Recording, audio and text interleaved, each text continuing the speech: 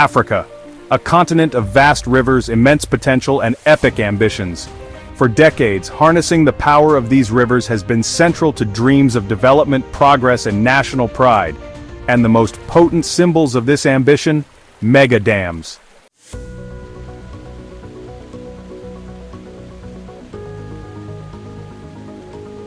Today we're diving into the history of Africa's 10 largest dams, but how do you measure biggest? Height, power output? We're ranking them by reservoir capacity, the sheer volume of water they hold back.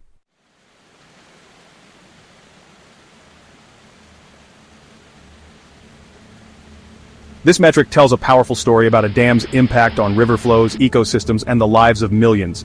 From colonial legacies to modern power struggles, these are the stories of Africa's engineered giants.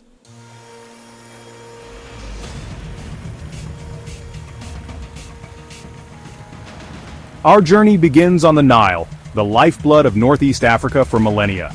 Controlling its powerful floods and harnessing its water has been a dream for centuries, leading to some of the most iconic and controversial dam projects on the continent. This river has also been a source of tension, with downstream Egypt and Sudan historically claiming the lion's share of its water, a situation now being challenged by upstream nations.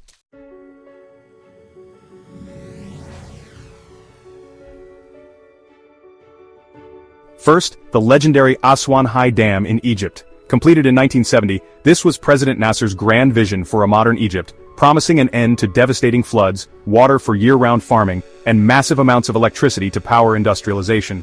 But its funding became a Cold War battleground. Initial offers from the United States and the United Kingdom were withdrawn amidst political tensions. Nasser's bold response? Nationalizing the Suez Canal, sparking an international crisis. Ultimately, the Soviet Union stepped in, providing crucial funding and technical expertise for this colossal rock-filled dam. Built with enough material for 17 Great Pyramids. The dam created the vast Lake Nasser, allowing Egypt unprecedented control over the Nile. It boosted agriculture, powered homes and factories, and stopped the destructive annual flood. But the cost was immense. Over 100,000 Nubian people lost their ancestral homeland, submerged beneath Lake Nasser, forced into resettlement camps like New Nubia with lasting social and cultural scars. Priceless ancient treasures, like the Abu Simbel temples, faced oblivion, saved only by a massive, unprecedented UNESCO rescue campaign. Environmentally, the dam trapped the Nile's vital nutrient-rich silt. Downstream farms needed artificial fertilizers, the Nile Delta coastline began eroding, and Mediterranean fisheries initially collapsed. Decades later, the Aswan High Dam remains a potent symbol of development's complex, often painful trade-offs.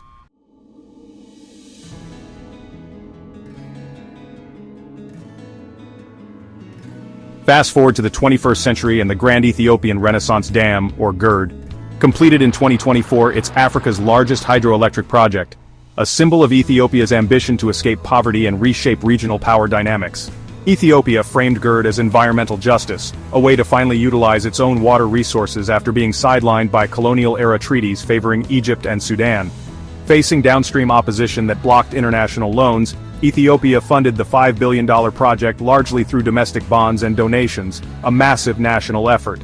Built by Italian firm Cellini Impregilo, now WeBuild, construction was a huge undertaking in a remote location. Filling the massive 74 cubic kilometer reservoir began controversially in 2020, completed in stages over the following years. The dam now boasts a power capacity of over 5,150 megawatts, aiming to power Ethiopia and export electricity. But GERD fundamentally challenges the Nile's status quo. Egypt and Sudan fear the dam will drastically reduce their vital water supply, especially during droughts. Ethiopia insists it won't cause significant harm and needs the dam for development. Years of tense negotiations have failed to produce a binding agreement on how the dam will be operated long-term, making GERD a major geopolitical flashpoint.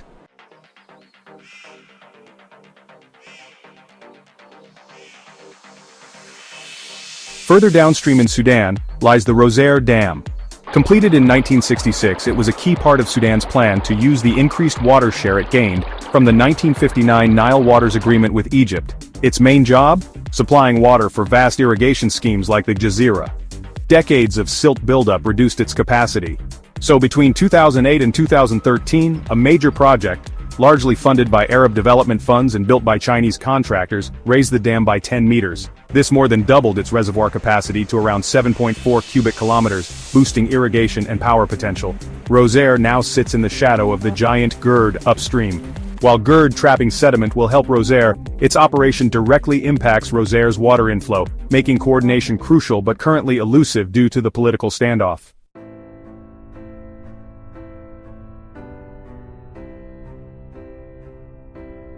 Also in Sudan, the Merowe Dam, completed in 2009 near the Nile's fourth cataract, was the country's most ambitious power project, designed to double national electricity capacity. Funded heavily by Arab funds and Chinese loans, and built by Chinese and European companies, Merowe's construction was deeply controversial. Its reservoir flooded a fertile Nile valley, displacing 50,000 to 78,000 people from the Manasir, Amri, and Hamadab communities. Resettlement efforts were widely condemned, moving people to arid desert sites with poor land and inadequate compensation, leading to impoverishment and protests met with harsh repression. The dam also submerged a rich millennia-old archaeological heritage despite last-minute salvage efforts. Merowe stands as a stark example of national development goals colliding with local human rights and cultural heritage.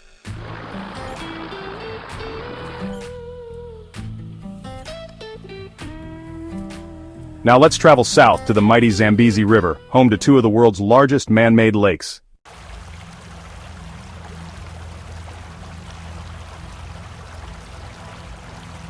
Straddling the Zambia-Zimbabwe border, the Kariba Dam, completed in 1960, was a colossal project of the short-lived Federation of Rhodesia and Nyasaland.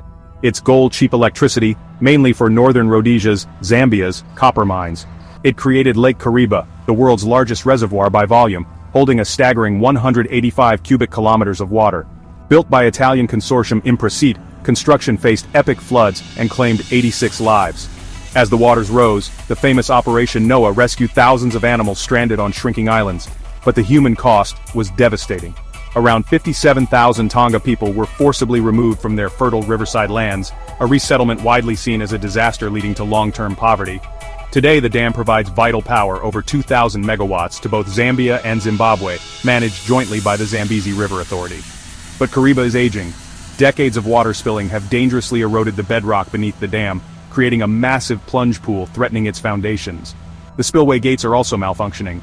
A major rehabilitation project, the KDRP, is underway, funded by international partners, to secure this aging giant and prevent a potential catastrophe. Climate change and droughts also pose a threat, with dangerously low water levels impacting power generation in recent years.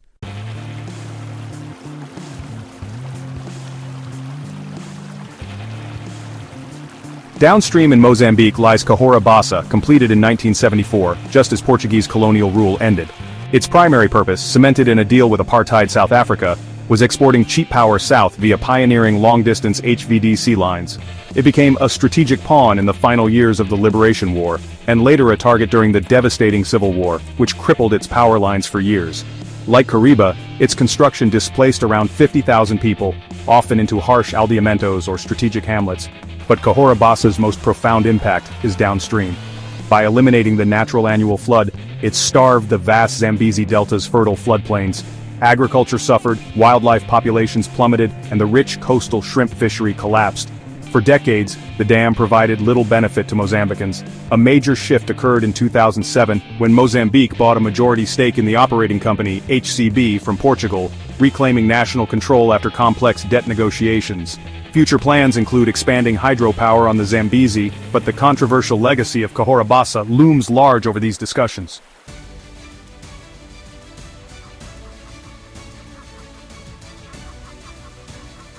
Across West Africa, the dawn of independence saw new nations turn to large dams as symbols of progress and tools for development.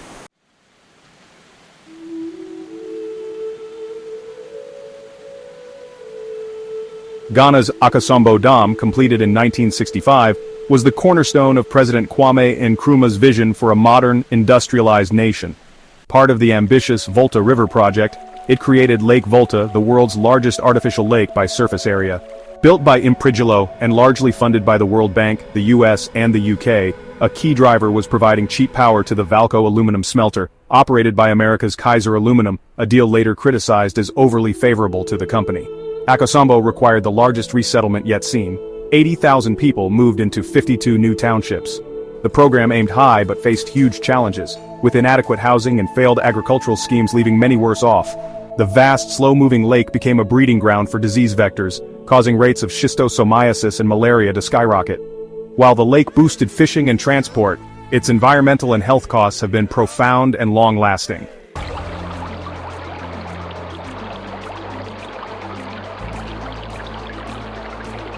In Ivory Coast, the Kossou Dam on the Bandama River, completed in 1972 and 73, created the nation's largest lake. Intended for hydropower with a capacity of 174 megawatts irrigation and fishing, its construction displaced around 75,000 Baoul people into 54 new villages.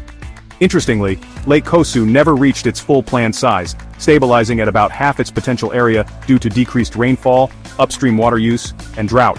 This likely limited the intended irrigation benefits, and the surrounding watershed faces pressure from deforestation and agriculture, potentially impacting the dam's long-term function.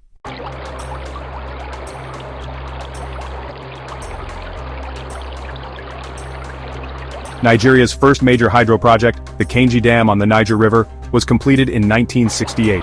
A symbol of the new nation's modernizing ambitions, it aimed to provide power, improve navigation, control floods, and support irrigation and fishing.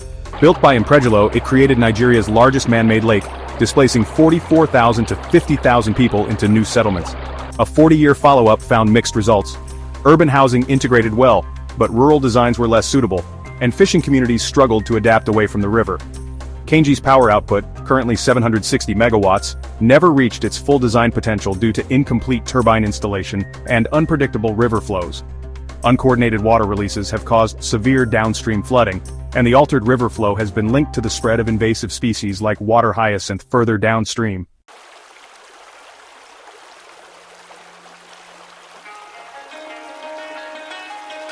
Finally, the Monumental Dam in Mali, on a key tributary of the Senegal River. Completed in 1988, it's a major transboundary project, jointly owned by Mali, Mauritania, and Senegal, through the OMVS River Basin Organization. Its goals regulate river flow, store water for irrigation, generate hydropower, 200 megawatts commissioned in 2001, and improve navigation. A significant example of regional cooperation, its implementation was delayed by funding issues and the 1989 border war between Mauritania and Senegal. While the resettlement of 10,000 people was considered relatively well handled, the dam's biggest impact was downstream. By ending the natural flood cycle, it devastated traditional flood recession agriculture, the livelihood of hundreds of thousands. Riverine fisheries collapsed, and the stable water bodies created led to a massive surge in waterborne diseases like schistosomiasis and malaria, turning the valley into a high-risk zone.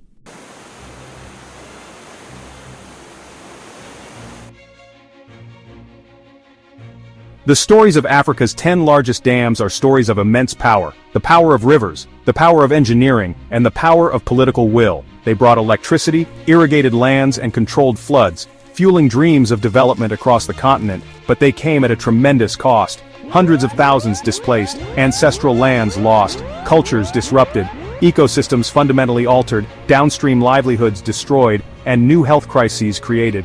Today, many of these giants face the challenges of age, siltation, and the growing impacts of climate change. Their complex legacies force us to ask critical questions about the true price of progress and how we manage our vital water resources in the future. These dams reshaped Africa's landscape and societies. Learning from their history, both the triumphs and the tragedies, is crucial as the continent navigates the challenges of the 21st century.